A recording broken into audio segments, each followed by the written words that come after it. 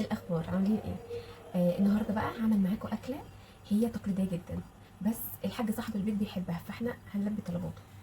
اول حاجه معانا الفرخه دي مغسوله كويس جدا، محطوطه في محلول نقع، ميه ودقيق وملح وسكر وعصير ليمون وشويه خل صغيرين، نقعتها ممكن لحد ليله كامله.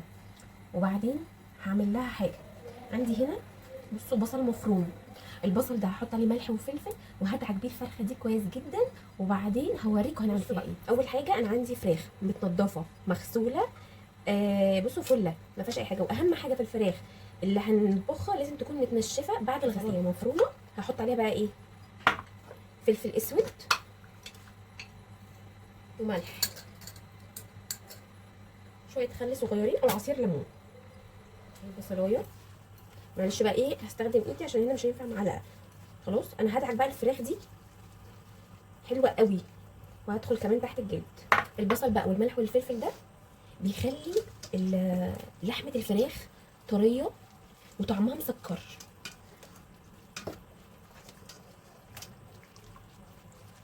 بصوا بقى، دلوقتي عندي ميه على نار اهي، هتبدا انها تغلي.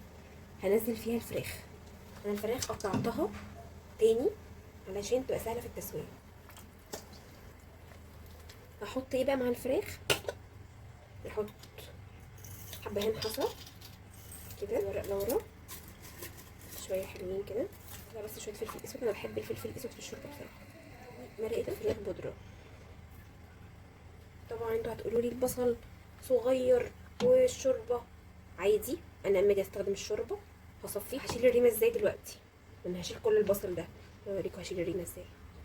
بصوا بقى، الفراخ اهي بتغلي وفي ريمه طلعت على الوش. هعمل ايه؟ منديل مطبخ احطه على الوش كده، هيلملي كل الريمه.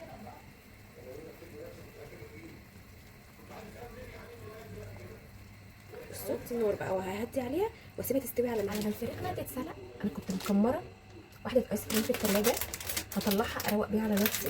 انا اللي بطبخ، انا اللي بتعب. متنسوش تعملوا لايك وشير، واللي مش عامل فولو يروح يعمل فولو، ونروح بقى نشوف الاكله وصل لفين. كده الفراخ استوت، تعالوا بقى اوريكم هنعمل ايه بالشوربه. بصوا بقى كده، الفراخ حطيتها في الاير فراير، كنت مسخناها وحطيتها في الاير فراير، دهنتها بالسمنه وحطيت لها ملح وفلفل ورشه كاري، وبعدين هحطها في الاير فراير لحد ما كلها تحمر.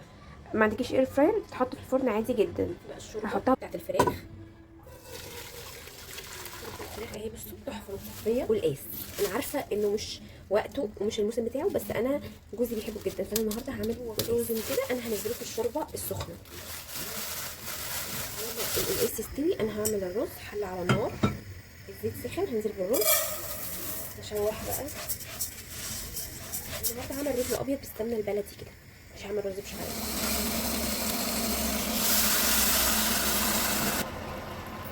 احط مع الرز ايه؟ معلقه سكر. هزود بس شويه ملح. بجيبه وباخد الورق بتاعه وبحمره في معلقه سمنه بلدي وبشيله بالكيس، هضربه مع الشوربه. بصوا كده، ده السلق معاه شويه شوربه، هضربه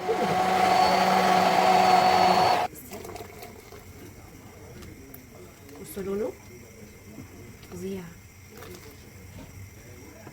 الايه التقليه بتاعته او القدحه بتاعته، توم مفروم، دي كزبره خضراء كنت مفرزاها في الفريزر، كزبره ناشفه وفلفل اسود، وهحط معاهم معلقه سمنه بلدي. السمنه بقى ايه؟ حلوه كده. بصوا كده ايه، التوم خلاص احمرت. هضربها بقى مع شويه شوربه من القلقاس، وهوريكم بقى دلوقتي في الاخر. دي التقليه اللي انا عملتها، ضربتها مع شويه شوربه، ودلوقتي هضيفها على القلقاس. الريحه يا جماعه رهيبه، بصوا شوربته تحفه. عايزه اقول لكم على تريكه، ودي اهم حاجه في القلقاس. احنا ما بنطفيش على القلقاس لما بيستوي، احنا بنطفي عليه قبل ما يستوي بشويه. ليه؟ لان القلقاس لسه هيستوي في شوربته تاني، وكل ما يقعد كل ما هيستوي، فعشان ما يتهريش. فانا دلوقتي بالنسبه لي كده تمام، انا هطفي عليه وهسيبه على جنب. الرز شرب سمنه بلدي على الوش، وهغطي وهسيبه يكمل تسويه. السمنه ايه سايحه بقى، ايه تقليبه كده.